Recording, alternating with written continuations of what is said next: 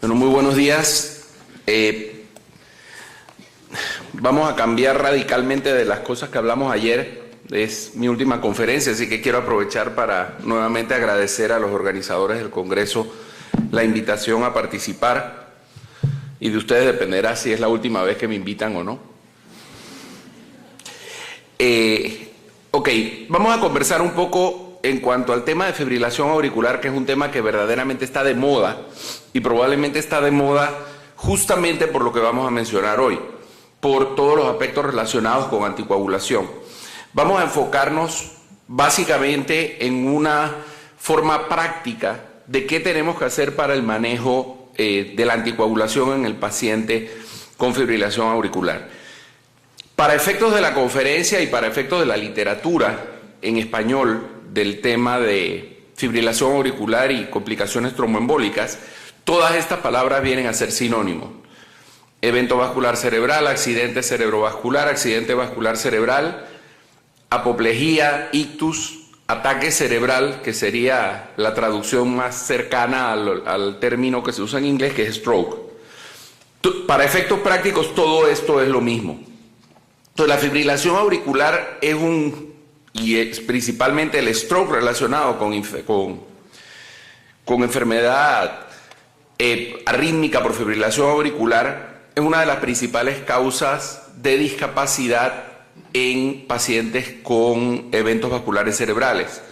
El evento vascular cerebral es una de las principales causas de morbimortalidad y tiene el agravante de que ocasiona no solamente el problema derivado en forma directa del evento en sí y de la hospitalización y del manejo médico, sino de la gran discapacidad que produce, discapacidad intelectual, física, laboral, que tiene una carga económica muy importante para el sistema de salud y para la sociedad en general. Por eso es que es tan importante saber qué hacer con estos pacientes. Aproximadamente el 20% de los eventos vasculares cerebrales que se ven son de origen cardioembólico. Después, seguramente es más, porque tenemos un porcentaje que aquí está en celeste, un 27%, que no tenemos muy clara la causa. Entonces podemos considerar que algunos de esos también probablemente son cardioembólicos, pero en términos generales 1 de cada 5 eventos vasculares cerebrales va a tener origen embólico. Por otro lado, la fibrilación auricular es el principal factor de riesgo para desarrollar eventos vasculares cerebrales. Se supone que un paciente con fibrilación auricular tiene un incremento de 5 veces la probabilidad de tener un evento vascular cerebral o un ictus comparado con un paciente similar que no tenga fibrilación auricular. El problema es tan grande desde el punto de vista de lo que esto puede causar. Lo que se ve en ese diagrama señalado ahí es un pequeño trombo de 2 milímetros de diámetro. Ese trombo de 2 milímetros de diámetro es suficiente para obstruir una arteria cerebral media y para provocar una lesión y una tomografía como la que vemos en la gráfica. Entonces, un trombo muy pequeño puede causar una gran catástrofe desde el punto de vista de patología y desde el punto de vista funcional para el paciente. Entonces, el manejo de la fibrilación auricular es complejo. Como bien se dijo en la conferencia anterior, es algo que tiene muchísimas aristas. Si nosotros tratamos de simplificarlo en una gráfica, nosotros podríamos decir que esto tiene básicamente 2 elementos principales. Ustedes imagínense que esto es una pesa, una balanza, donde ustedes tienen que mantener un equilibrio. De un lado tenemos que hacer el control de la arritmia y del otro lado tenemos que prevenir el tromboembolismo. Son las 2 cosas principales que hay que manejar. Ahora imagínense esa misma balanza que tenemos que manejarla si nosotros a cada uno de los platos de la balanza le colgamos otros 2 platos abajo. Del lado del manejo de la arritmia propiamente, tenemos el control del ritmo o el control de la frecuencia, y del lado de la prevención del tromboembolismo nosotros tenemos que lidiar con evitar los eventos vasculares cerebrales embólicos y al mismo tiempo evitar que el paciente no vaya a tener un sangrado derivado del tratamiento que le damos. Entonces, si nosotros tenemos una pesa como esa en casa y tenemos una serie de piedritas imagínense lo difícil que es hacer que eso esté verdaderamente equilibrado. Eso es lo que pasa cuando manejamos estos pacientes. Lo que nos vamos a enfocar ahora es primordialmente en lo que se refiere a prevención de tromboembolismo. Lo primero que tenemos que hacer nosotros cuando tenemos un paciente con fibrilación auricular es estratificar el riesgo del paciente. Tener un paciente con fibrilación auricular no significa necesariamente que tenemos que anticoagularlo de todas maneras. Nosotros tenemos que poner en un equilibrio, tenemos que basarnos en cuál es el riesgo que tiene este paciente para desarrollar bien una trombosis y un embolismo o bien una hemorragia, para tomar una decisión un poco más racional de qué es lo que vamos a hacer. El método tradicional que se utiliza para evaluar el riesgo de embolismo es el CHATS, es la clasificación de CHATS. CHATS son las siglas o el nombre que aparece por varios elementos que son insuficiencia cardíaca congestiva, hipertensión, edad mayor de 75 años, diabetes mellitus o evento vascular cerebral o isquemia cerebral transitoria previa en un paciente con fibrilación auricular. Por cada uno de estos elementos nosotros le vamos a dar un punto, pero si el paciente ya tuvo un evento embólico o una isquemia cerebral transitoria, le vamos a dar 2 puntos por eso. Y vamos a sumar los números. Entonces, como pueden ver en la gráfica de la derecha, en la de colores, conforme aumenta el número del CHATS, aumenta el índice de CHATS, el riesgo del paciente para desarrollar un embolismo es mayor. Un paciente que tiene un CHATS de 0 tiene 2% por año de probabilidad de tener un stroke. Sin embargo, un paciente que tiene 6 tiene 18% por año. Estamos hablando que 1 de cada 5 pacientes con un CHATS de 6 va a tener una embolia en el siguiente año. Sin embargo, esto tiene sus limitaciones y tiene limitaciones serias. Lo primero es que no reconoce otros factores de riesgo que realmente existen. Por un lado, las mujeres son más propensas a desarrollar un evento vascular cerebral si tiene fibrilación auricular. Y segundo, los pacientes que tienen enfermedad vascular, bien que hayan tenido un infarto, que hayan tenido enfermedad vascular periférica o que tengan un aneurisma de aorta o placas en la raíz de la aorta, son más propensos a desarrollar un embolismo. Por otro lado, la edad mayor de 75 años no debe verse como un factor dicotómico. O sea, aquí nosotros en el chat ponemos, si tiene más de 75 años, un punto. Si tiene 74 años y 10 meses, 0 puntos. Es más o menos lo que hablábamos ayer de la prevención primaria y secundaria. O sea, ese día del cumpleaños del paciente nosotros estamos cambiando completamente el riesgo de ese señor o de esa señora a desarrollar un evento vascular cerebral, cosa que no es real. O sea, el riesgo el día previo era exactamente el mismo o era prácticamente igual al riesgo al día siguiente del cumpleaños. Los pacientes mayores de 65 años también tienen un incremento de riesgo, no tan grande como 75, pero también lo tienen. Hay muchos pacientes de riesgo intermedio y quedan dudas sobre cuál es la tromboprofilaxis óptima que tenemos que dar al paciente. Por otro lado, no se distingue entre los diferentes subtipos de eventos vasculares cerebrales y el paciente puede requerir una reevaluación de todos estos datos ante la existencia de nuevos anticoagulantes. Entonces, por eso se desarrolla un segundo sistema de evaluación, un segundo score, un segundo estratificación de riesgo, que es el que se llama el CHATS-VASc. Entonces nosotros estamos siendo más específicos en la definición del riesgo del paciente si usamos esta otra clasificación. De aquí salen las guías y lo que han hecho los europeos es una cosa bastante salomónica. Ellos han encontrado una forma intermedia donde la gente no se tenga que aprender todo el nuevo score del CHATS-VASc, porque tomó mucho tiempo que la gente se aprendiera e integrara realmente en su práctica de todos los días el CHATS, que es algo que se puede hacer hasta mentalmente sin necesidad de anotar ni de sumar. Y ellos dicen, bueno, si el paciente tiene más de 2 en el CHATS, tiene que ir a anticoagulación. Si el paciente tiene menos de 2, entonces yo evalúo la edad. Si el paciente tiene menos de 75 años, pero más de 65, tiene un punto.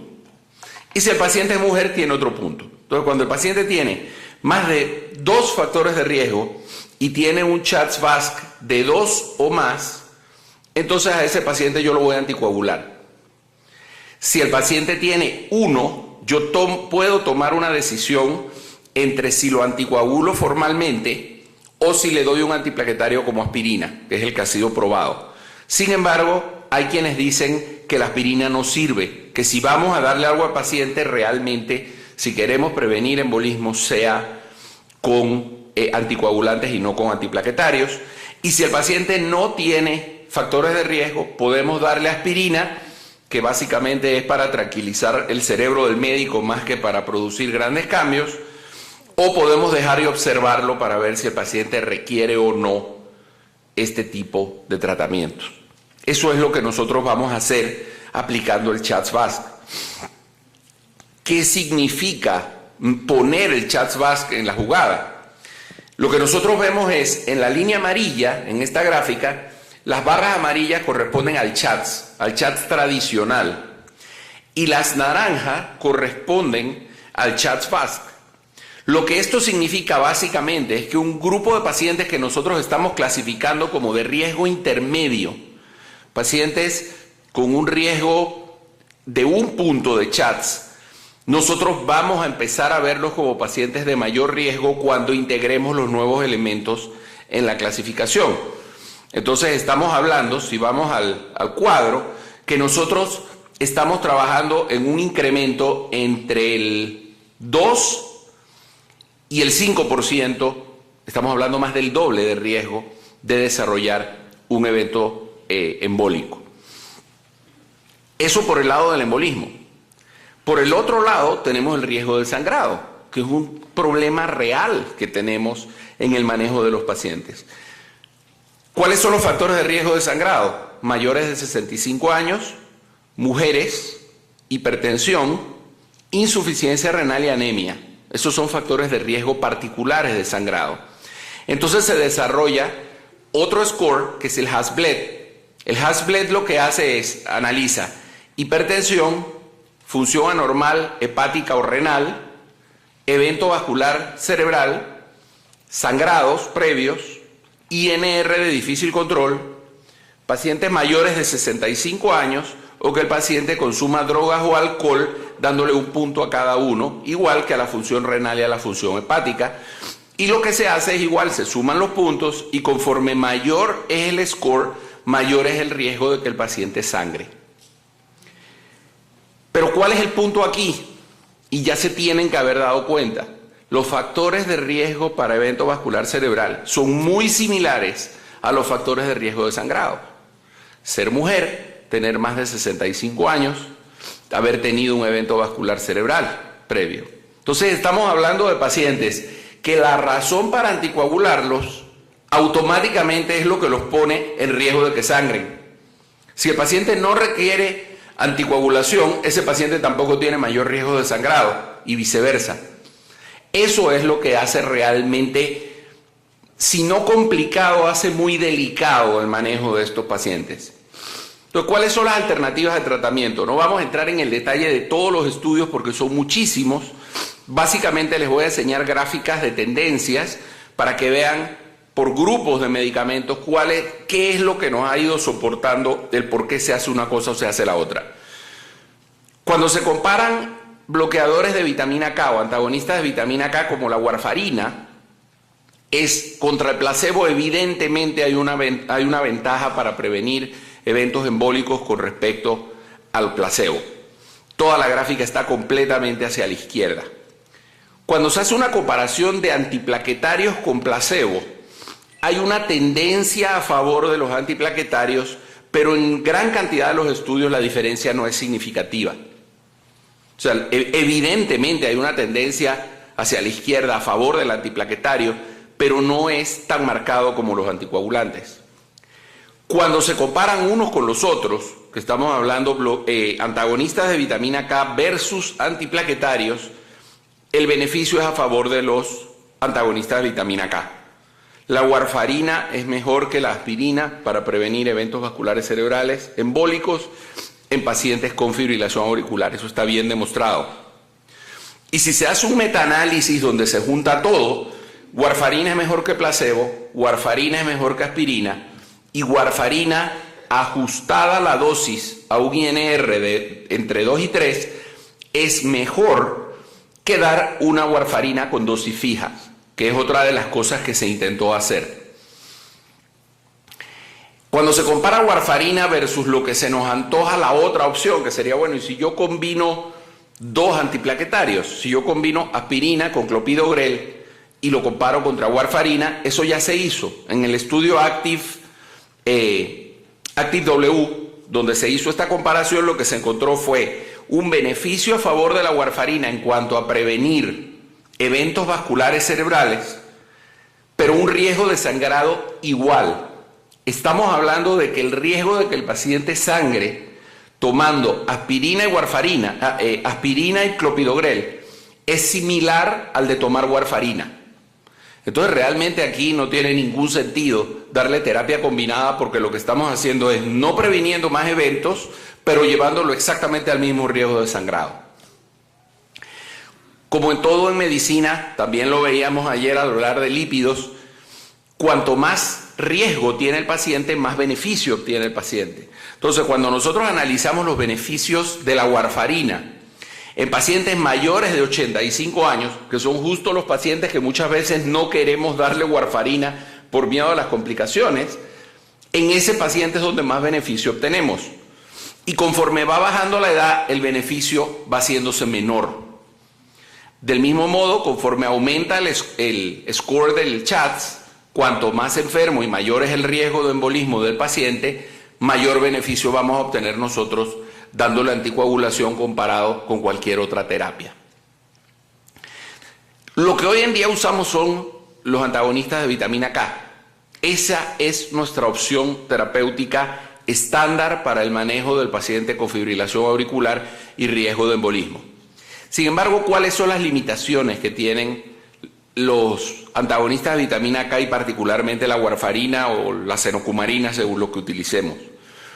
El problema más grande que tenemos es que si nosotros tenemos un INR menor de 2, se incrementa muchísimo nuestro riesgo de tener un evento embólico. Por el otro lado, si nosotros tenemos un INR mayor de 3, se incrementa mucho el riesgo de tener un sangrado, particularmente el que más nos preocupa, que es el sangrado intracerebral.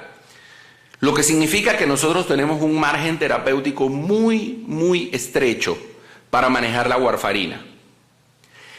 Ojo, no estamos diciendo que la warfarina no sirva. Si nosotros tenemos el sistema y la capacidad para mantener al paciente entre 2 y 3 de INR, la warfarina es una muy buena opción. Pero tenemos que mantener el INR entre 2 y 3. ¿Qué significa eso en la vida real? Entre el 30 y el 50% de los pacientes tienen control excelente. ¿Qué significa control excelente? Pacientes que más del 60-70% del tiempo tienen el INR óptimo. Estamos hablando como máximo de la mitad de los pacientes. Y tenemos alrededor de 1/3 de los pacientes que tienen muy mal control. Estamos hablando de pacientes que tienen un rango terapéutico en menos del 50% del tiempo. Todos los que vemos pacientes con anticoagulados con warfarina, sabemos la dificultad que genera el manejo de estos pacientes. En la vida real, estos son diferentes lugares del mundo, y la parte verde de la columna son los pacientes que tienen el INR bien controlado la mayor parte del tiempo. Y los lugares con mayor éxito son los países del oeste europeo, los países del bloque de Europa occidental, donde tradicionalmente tienen medicina socializada con acceso general a toda la población, donde tienen clínicas de anticoagulación que le dan seguimiento a los pacientes y donde se puede lograr un 67% como máximo de pacientes que tienen adecuado control. Sin embargo, en otros lugares del mundo no se llega al 60% en la mayor parte de ellos. El otro gran problema que tienen los antagonistas de la vitamina K son las interacciones. Esta es una lista que no hay que verla en detalle, simplemente es para mostrar la cantidad de cosas que interactúan con la warfarina. Del lado izquierdo son los que aumentan el INR, que prolongan los tiempos de coagulación, y del lado derecho son los que disminuyen el INR. La buena noticia es que hay dos cosas que no interactúan con la warfarina: el agua y el aire. Y la última recomendación que yo vi es que hay que vigilar bien la dosis de agua y aire para que no se nos vayan a complicar. Entonces viene el otro elemento, ok, tenemos un medicamento que si se usa bien, funciona bien, pero no se usa. Tenemos un alto porcentaje de pacientes, estamos hablando de que en grupos de cardiólogos, el 60% de los pacientes que tienen indicación para warfarina no reciben warfarina. Y de médicos de atención primaria, no especialistas, o sea, no subespecialistas, no cardiólogos ni hematólogos, sino internistas, médicos generales, médicos familiares, nosotros tenemos un 88% de pacientes con indicación que no le estamos dando la warfarina. Tradicionalmente, cuando hablamos de eso, no es que los pacientes tienen miedo de sangrar y el paciente no lo quiere. Eso es mentira. En esta gráfica, esa flecha indica el porcentaje de pacientes que no reciben la warfarina por decisión del paciente. La decisión de no darle warfarina a los pacientes no está siendo del paciente, está siendo del médico, por diversas razones. Miedo a las caídas, miedo a la hemorragia, el paciente no tiene acceso al sistema, el paciente no entiende completamente lo que uno le explica, el paciente no cuida en el tiempo. Cuando va pasando el tiempo, el paciente se acostumbra a la droga y de repente llega un INR prolongadísimo, y es que el paciente está tomando un antibiótico o un antimicótico por una onicomicosis. Y fue al dermatólogo y no se le ocurrió decirle, como lleva 7 u 8 años tomando warfarina, ni siquiera se lo mencionó. Y la warfarina dejó de tener un rango terapéutico. Entonces aquí surgen los nuevos anticoagulantes. ¿Qué son los nuevos anticoagulantes? Básicamente tenemos el antagonista de vitamina K, que actúa a múltiples niveles de la cadena de la cascada de coagulación, y después tenemos los sabanes, entre los cuales tenemos el rivaroxaban y el apixaban, que son los dos que ya tienen estudios más adelantados, que demuestran que actúan a nivel del factor 10.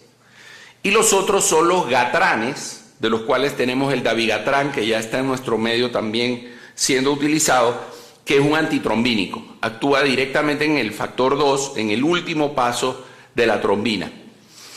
Entonces ya hay estudios de la utilización de estos medicamentos en fibrilación auricular. Doctor Pichel, estamos sobre el tiempo.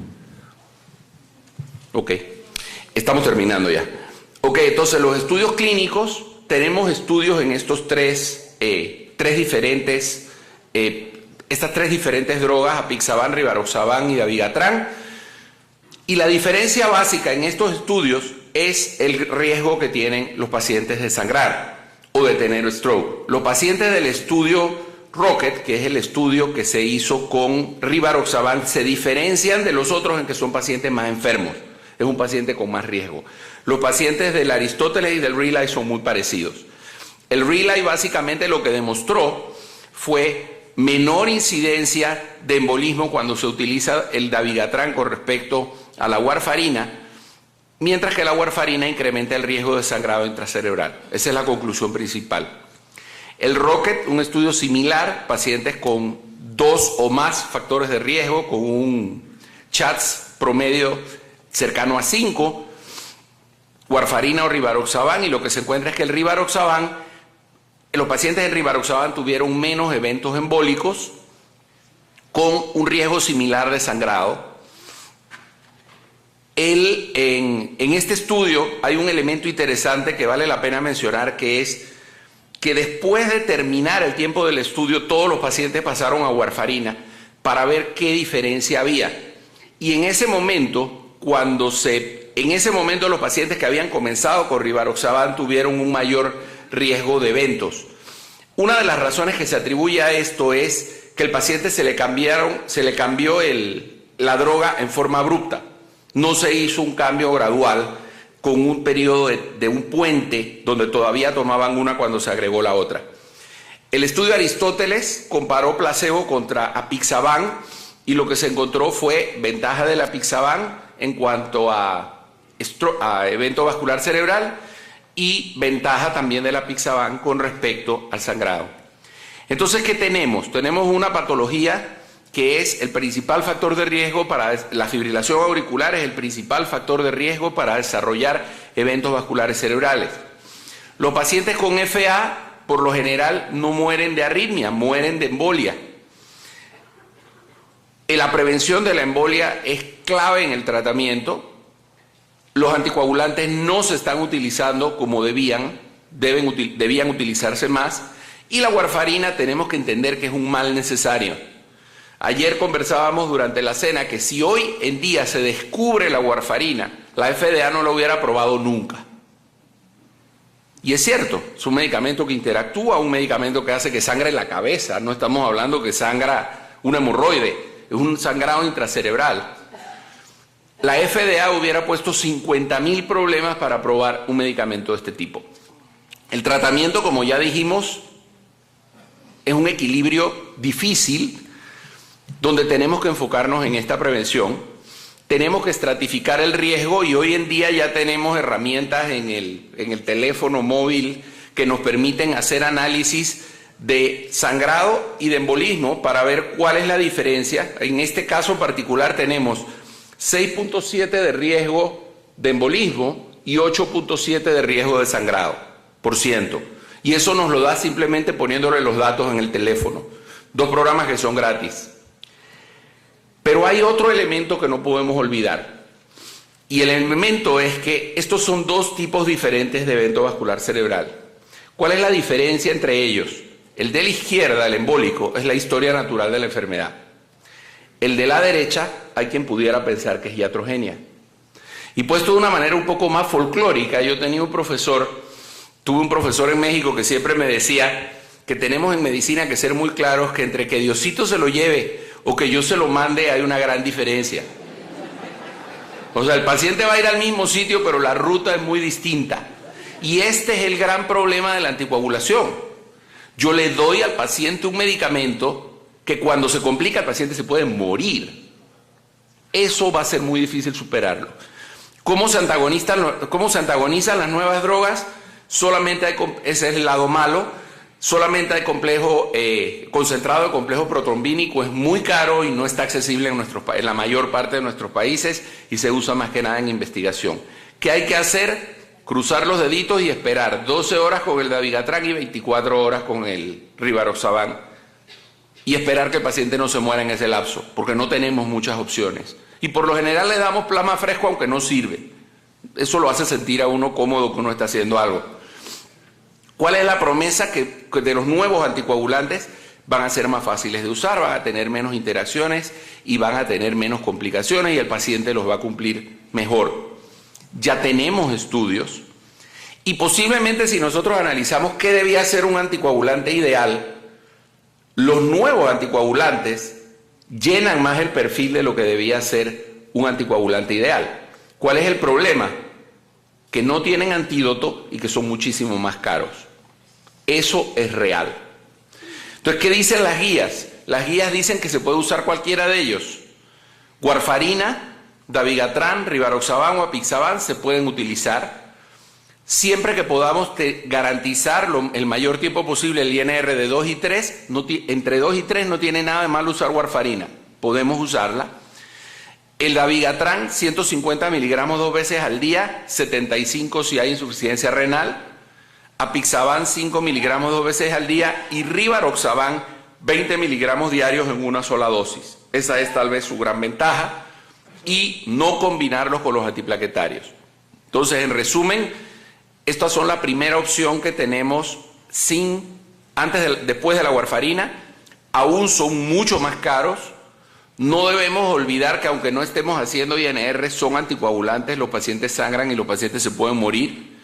Son algo más fáciles de usar porque no requieren monitorización y su perfil clínico es bueno, con un riesgo de sangrado más o menos similar al de la warfarina en los estudios controlados. alta prevalencia de fibrilación auricular y EBC, hay que estratificar el riesgo, eso no lo olviden, y le vamos a dar warfarina o los nuevos anticoagulantes según la condición específica de cada uno de los lugares donde nosotros trabajamos. Muchas gracias.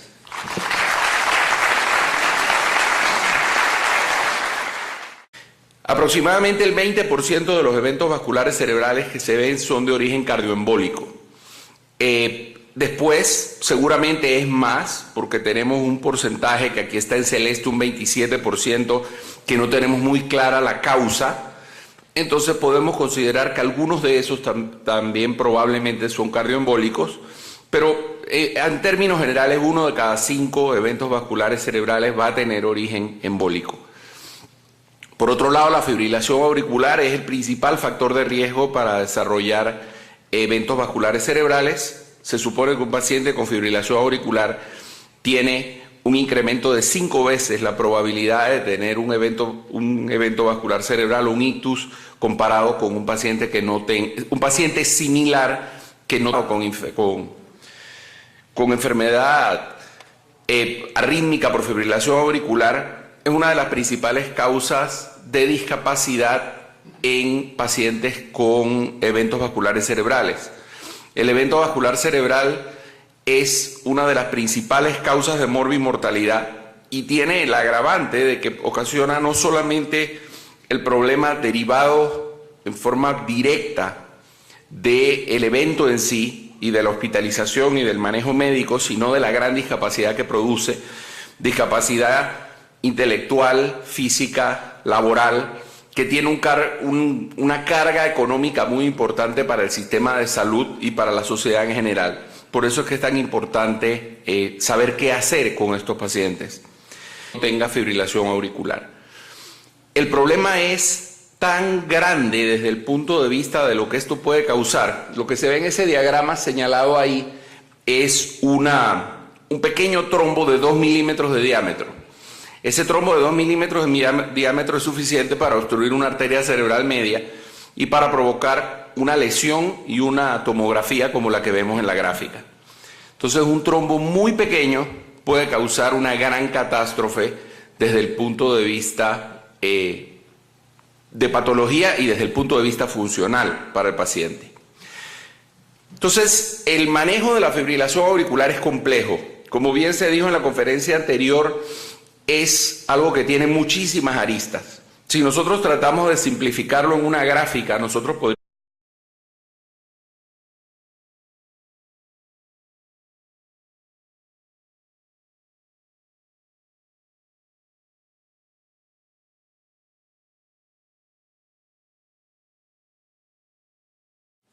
Bueno, muy buenos días. Vamos a cambiar radicalmente de las cosas que hablamos ayer. Es mi última conferencia, así que quiero aprovechar para nuevamente agradecer a los organizadores del Congreso la invitación a participar. Y de ustedes dependerá si es la última vez que me invitan o no. Vamos a conversar un poco en cuanto al tema de fibrilación auricular, que es un tema que verdaderamente está de moda y probablemente está de moda justamente por lo que vamos a mencionar hoy, por todos los aspectos relacionados con anticoagulación. Vamos a enfocarnos básicamente en una forma práctica de qué tenemos que hacer para el manejo de la anticoagulación en el paciente con fibrilación auricular. Para efectos de la conferencia y para efectos de la literatura en español del tema de fibrilación auricular y complicaciones tromboembólicas, todas estas palabras vienen a ser sinónimos. Evento vascular cerebral, accidente cerebrovascular, accidente vascular cerebral, apoplejía, ictus, ataque cerebral, que sería la traducción más cercana al término que se usa en inglés, que es stroke. Para efectos prácticos, todo esto es lo mismo. Entonces, la fibrilación auricular es y es principalmente el stroke relacionado